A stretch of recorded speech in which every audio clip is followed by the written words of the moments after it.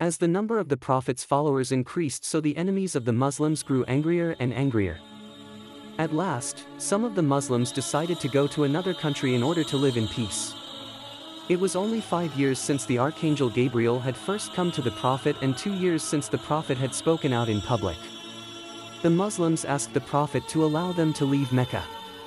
He agreed, saying, "It would be better for you to go to Abyssinia. The king there is a just man and it is a friendly country. Stay there until Allah makes it possible for you to return." The Muslims prepared for the journey. They decided to wait until night so that they could leave without being seen.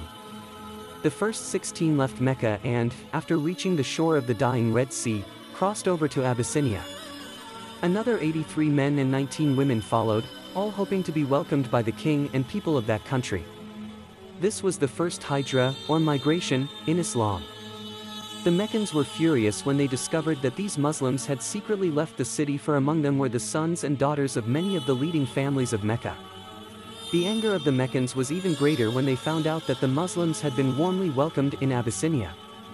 The leaders of Quraysh decided to send 2 men to the Abyssinian king in hopes of persuading him to send the Muslims back. These were Amr ibn al-As, a very clever speaker, and Abd Allah ibn Abi Rabi'ah. Before they met this king, they gave each of his advisors a gift, saying, "Some foolish men from our people have come to hide in your country. Our leaders have sent us to your ruler to persuade him to send them back, so when we speak to the king about them, do advise him to give them up to us." The advisors agreed to do what the Meccans wished.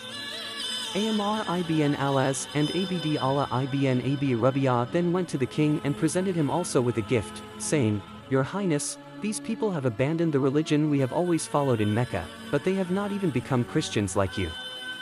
The royal advisors, who were also present, told the king that the Meccans had spoken the truth and that he should send the Muslims back to their own people. At this, the king became angry and said, "No, by God, I will not give them up. Those who have come to ask for my protection, settled in my country, and chosen me rather than others, shall not be betrayed. I will summon them and ask them about what these 2 men have said. If the Muslims are as the Meccans say, I will give them up and send them back to their own people, but if the Meccans have lied, I will protect the Muslims." Amr was very upset by this, for the last thing he wanted was for the king to hear what the Muslims had to say. The king then sent for the Muslims. When they entered, they did not kneel before him as was the custom of the Abyssinians. "Why do you not kneel before our king?" they were asked by one of the advisors. "We kneel only to Allah," they replied. So the king asked them to tell him about their religion. Ja'far ibn Abi Talib, Ali's brother and a cousin of the Prophet, was chosen to speak for the Muslims. He replied, "Zero king, at first we were among the ignorant. We and our ancestors had turned from the faith of Abraham, who, with Ishmael, rebuilt the Kaaba and worshipped only Allah. We used idols in our worship of Allah, we ate meat that had not been killed in the right way, we did not respect the rights of our neighbors, the strong took advantage of the weak.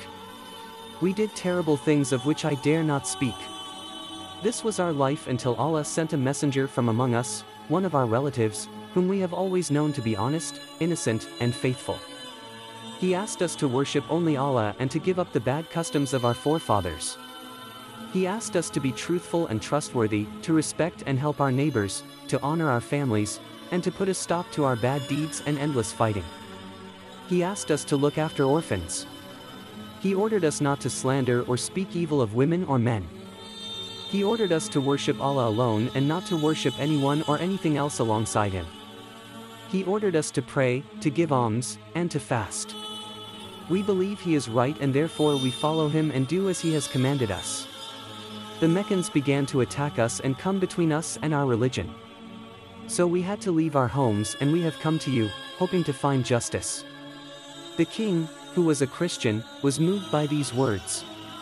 Amr had to think quickly of a way to win the argument. Cunningly he said to the king, "These people do not believe in Jesus in the same way as you." The king then wanted to know what the Prophet had said about Jesus. Ja'far replied by reciting a surah from the Quran which tells the story of Jesus and his mother Mary. These are a few of the lines he recited: "In the name of Allah, the Beneficent, the Merciful," and make mention of Mary in the scripture when she had withdrawn from her people to an eastern place and had chosen seclusion from them. Then we sent unto her our Spirit, and it assumed for her the likeness of a perfect man. She said, Lo, I seek refuge in the Beneficent One from thee, if thou fearest God. He said, I am only a messenger of thy Lord, that I may bestow on thee a faultless son. She said, How can I have a son when no mortal hath touched me, neither have I been unchaste? He said, Even so thy Lord saith, It is easy for me. And it will be, that we may make of him a revelation for mankind and a mercy from us, and it is a thing ordained. And she conceived him, and she withdrew with him to a far place. Then she brought him to her own folk, carrying him.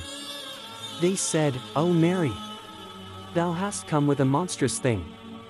O, sister of Aaron, thy father was not a wicked man, nor was thy mother a harlot.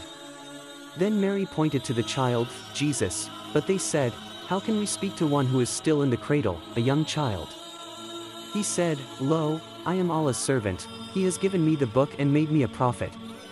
He has made me blessed, wheresoever I may be, and he has enjoined me to pray, and to give alms, so long as I live, and likewise to cherish my mother.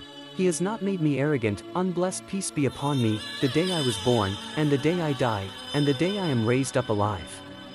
Quran 19:16-33. When the king heard this, his eyes filled with tears. Turning to his advisors, he said, These words have surely come from God. There is very little to separate the Muslims from the Christians.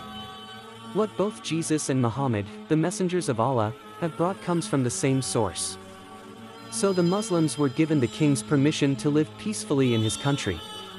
Ammar was given back the gift he had presented to the king, and the two Meccans returned home, bitterly disappointed.